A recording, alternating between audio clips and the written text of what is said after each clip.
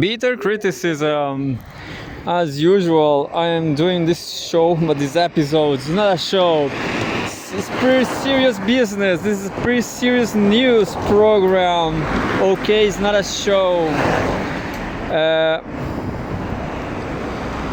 I just opened up again the news from tomorrow. I already have the article from the file, a dossier full of Portuguese news, and well, tomorrow it will be tomorrow on tomorrow's bus again. So, oh, I have lucky now, I guess. Yeah, this is just my bus, the 660, the 603, the 603, and we just had a beggar asking for money, but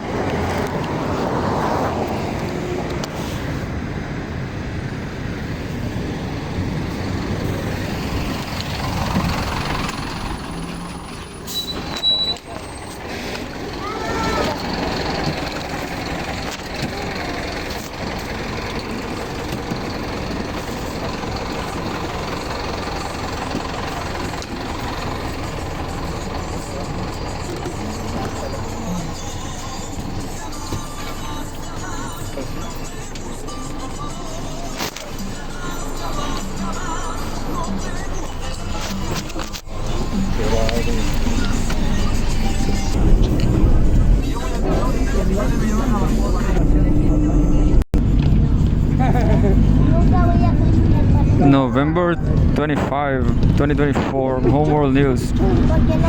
Europe is fading away and becoming a lost continent. This is from Andrei Chuchensov.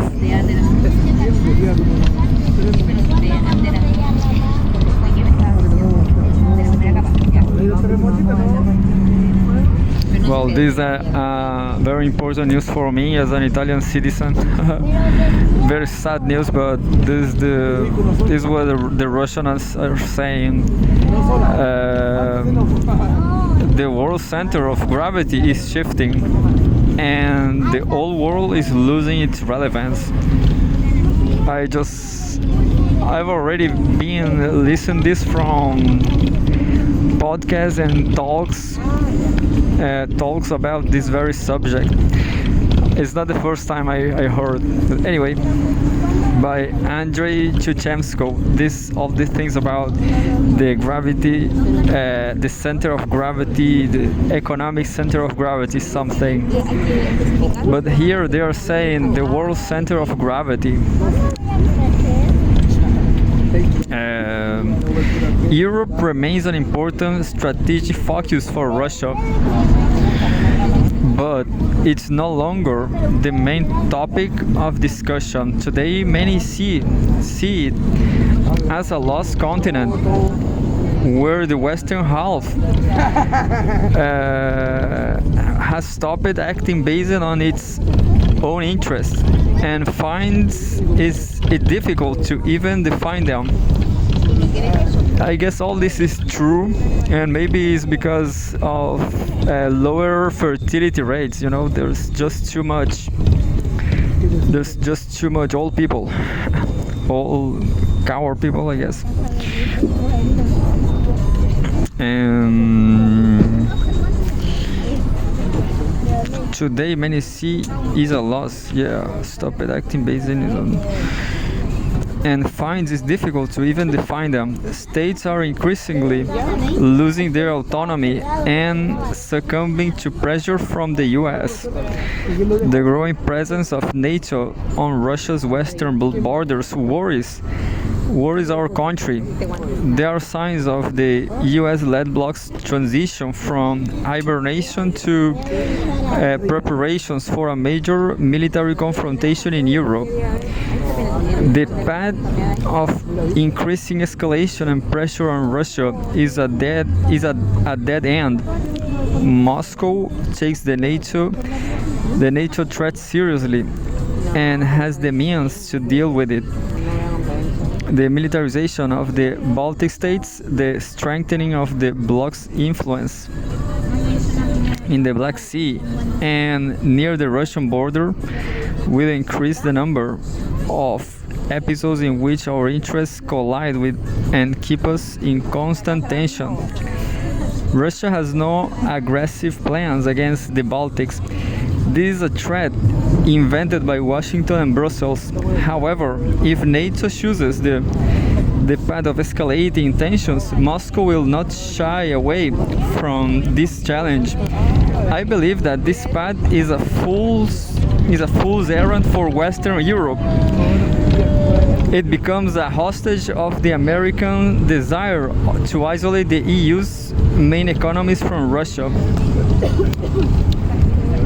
Escalation creates a series of phobias, removes any impetus for economic cooperation, and ultimately ties European states to the US economy, making them much less competitive.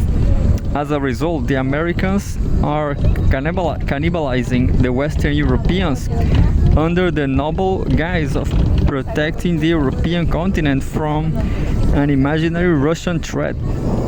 I believe that those in Western Europe should not be blind to this artificial inflation of tensions by the US.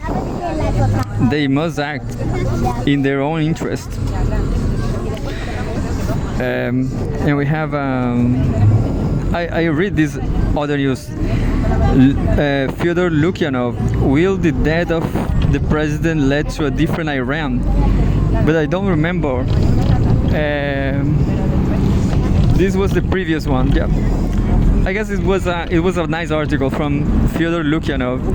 Russia has now turned its attention to other regions of the world and is developing its historic relations with the countries of Asia and Africa with great vigor.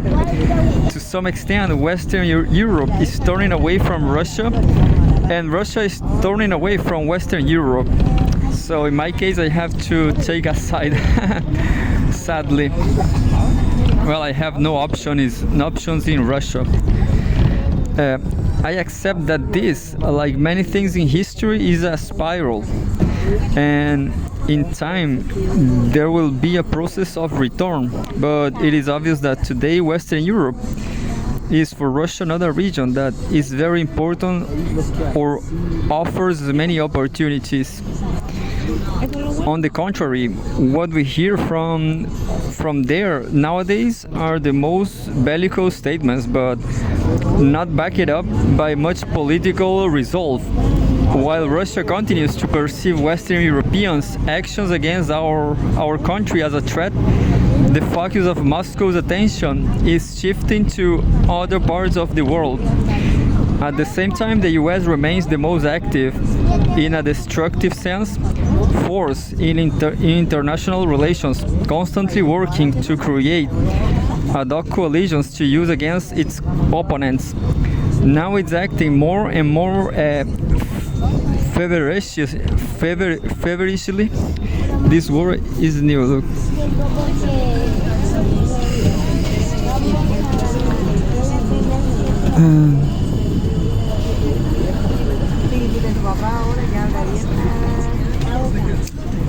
Feverishly, more and more feverishly realizing that time is not on its side.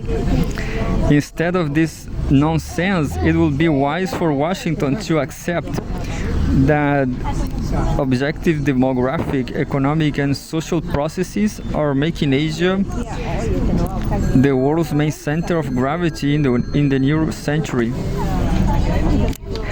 And to work to ensure that the conditions for stability and development are maintained. The actions of the Americans, unfortunately, show the opposite. They are exacerbating the perception of their own decline, which will be less acute if they behaved more constructively. You know, I was sending these emails for Russian colleges, for Russian universities, and I guess They didn't like when I said I was Italian. So I play badly my cards, you know. The shift of the center of gravity from the Atlantic region to East and South Asia is an objective process. Moscow and Washington are only indirectly involved in it, but the growing influence of the countries of these regions cannot be denied or stopped. In this context, relations between Russia and China are remarkable. Although there have been crises between our countries in the past, Russian-Chinese relations are now at their peak and are one of the fundamental pillars of a new balanced international order. As early as the mid-1990s, Russia and China formulated a common vision of the world of the future. It was enriched and enshrined. This is another word I don't know. Look.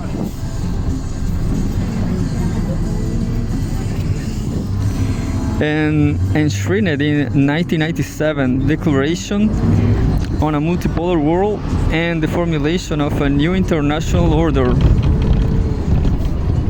And since then, the Russian-Chinese understanding of how the world should be has evolved on the basis of non-interference, respect for sovereignty, mutual interests, and the recognition that cooperation between countries is possible regardless of the nature of their government.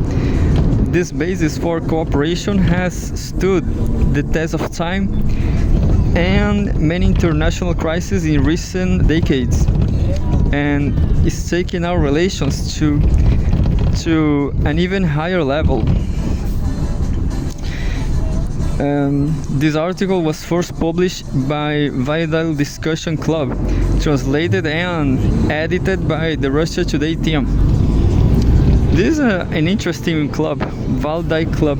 Anyway, I was just thinking about, I was in Brazil when the coup d'etat, the 2016 coup d'etat in Brazil take place, and I remember this Chinese, I don't remember if she was a consul, I don't remember, but there was a Chinese woman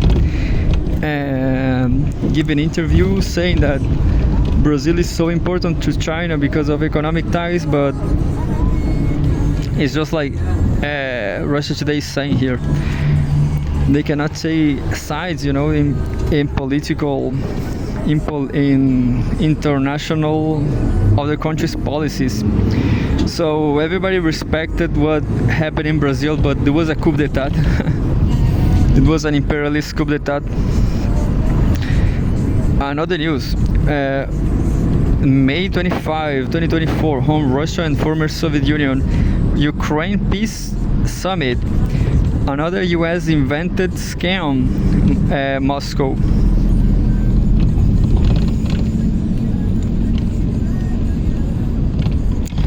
Kiev's foreign minister had earlier claimed that Russia is scared of the event's potential success. We have a photograph from Russian Foreign Ministry spokeswoman Maria Zakharova speaks during an interview with RA Novosti in Moscow, Russia. Kiev claims that Moscow is trying to derail the Swiss-hosted Ukraine Peace Summit scheduled for next month. Are ridiculous because the much hyped event is a hoax in the first place. Russian Foreign Ministry spokeswoman Maria Zakharova has said on Friday, Ukraine Foreign Minister Dmitry Kuleba weighed in. I don't know this word either.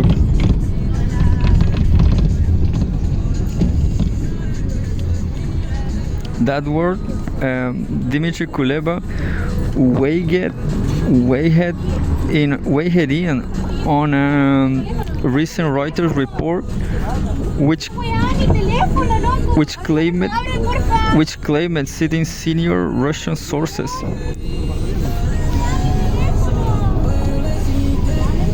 No, it's just stolen a cell phone here. Anyway, buzz is always happening. I mean,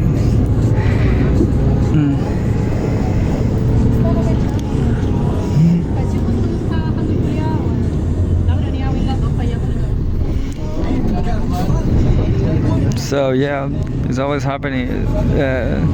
Cell phone stealing in Chile.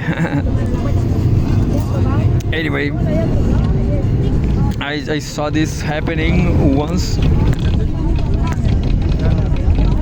It's happening everywhere, but anyway, by freezing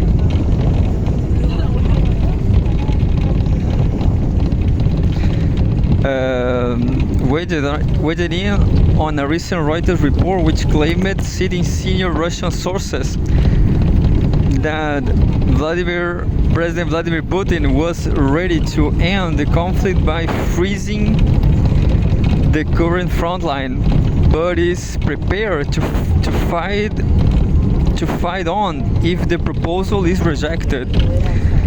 Kremlin spokesman Dmitry Peskov has said that while Moscow remains open to talks, any settlement must meet the goals of its Ukraine campaign.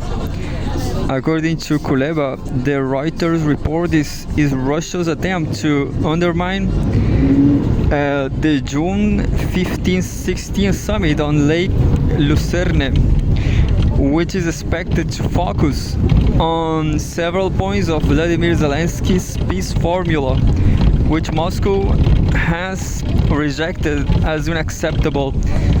Russia was not invited, but has said it will not attend even if it were.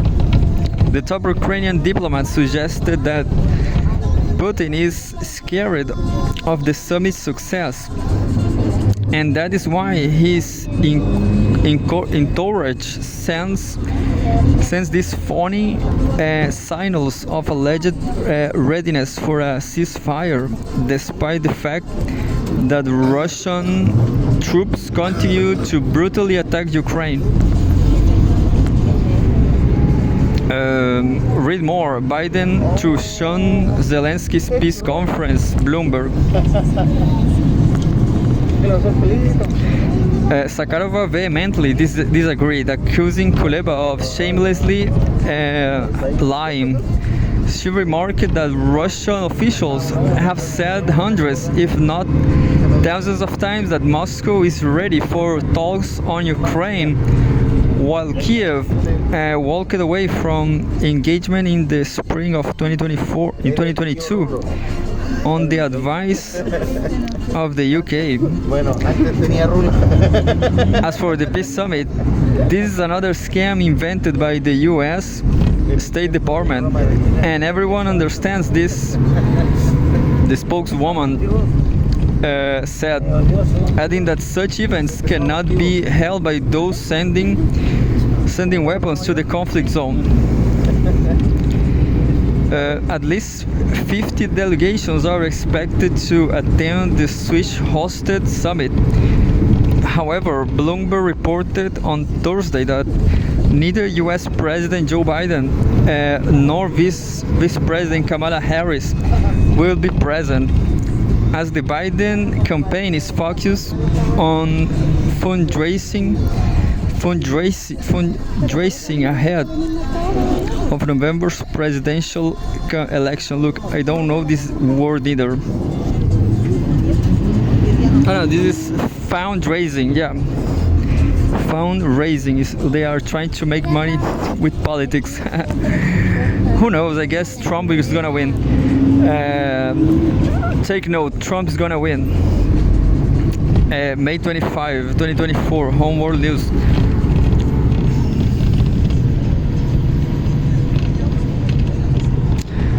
no long range missiles for Ukraine. Scholz. The German Chancellor has said Berlin will have to select Russian targets itself, where it is to supply Taurus systems. We have a photograph from German Chancellor Olaf Scholz addressed the debate with citizens on the topic Together for Democracy in front of the Chancellery and the Reichstag building background in Berlin, Germany, on May 24.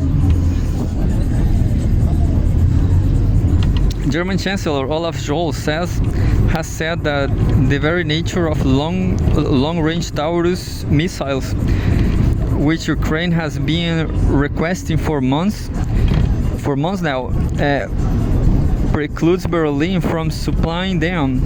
He has claimed that use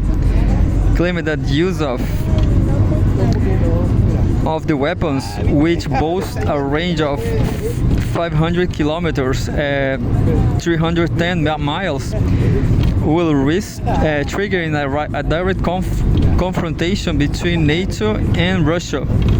While Germany has generously supplied Ukraine with military hardware, Scholz has staunchly refuses to follow France and Britain in providing long-range missiles. Russia has repeatedly warned that by giving Ukraine ever more sophisticated weaponry, the West is inching closer to becoming directly involved in the hostilities, with potentially dire consequences. During a Q&A session in Berlin on Friday, a young Ukrainian refugee asked the Chancellor why he was still unwilling to provide Kiev with Taurus missiles.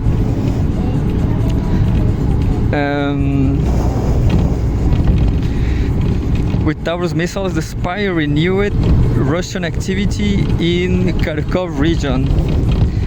Scholz replied that every single decision must be thoroughly winged up, adding that it is his responsibility to prevent a scenario where it comes to an escalation of the war, to a war between Russia and NATO.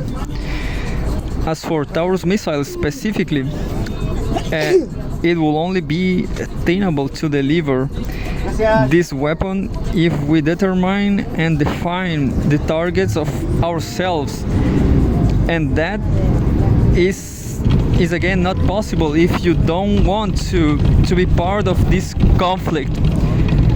He explained it.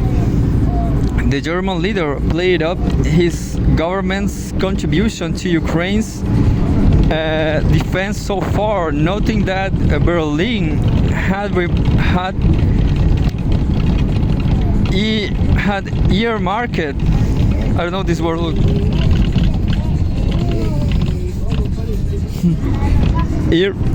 earmarked 28 billion euros, which is $30.4 billion for military assistance, making it Kiev's second largest backers. Chancellor Scholz concluded by stating that we have really pushed it to the limit in terms of what we can do. In an opinion piece published on Thursday in The Economist, Scholz wrote that it is important to be crystal clear that NATO does not seek confrontation with Russia. He vowed that Berlin will not do anything that could turn us into a direct party to this conflict. Earlier this week, Chancellor Olaf Scholz criticized a proposal for a NATO enforced no-fly zone over Ukraine that had been put forward by the former chief of the military bloc, Anders Fogh Rasmussen, together with the Ukrainian government. again and again, there are those who say that one should do this or one should do that. I have a feeling that one does not speak better when foaming at the mouth. Scholl has said branding the idea as dangerous. So I'm always, I'm almost leaving the bus. But here we have the CGTN news.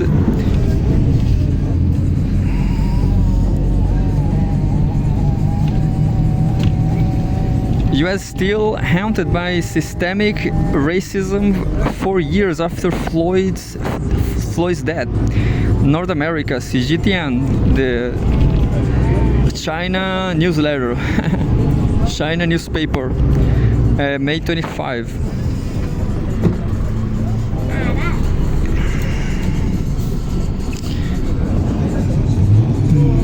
People raise their fists and hold a portrait of George Floyd during a rally in Atlanta, Georgia, US, April 20, 2021.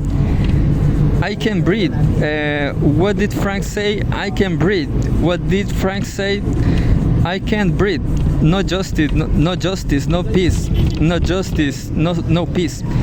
This was the chant of protesters who were injured by the police handling of Black American Frank Tyson.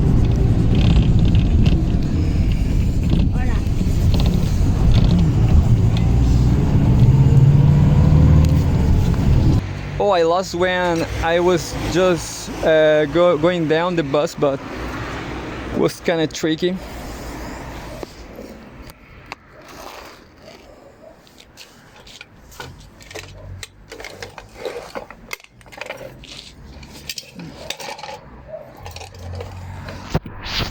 My experience like right here in Chile,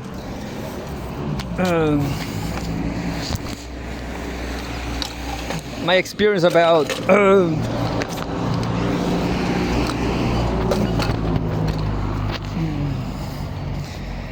my experience on thievery, robbery, just like in the bus.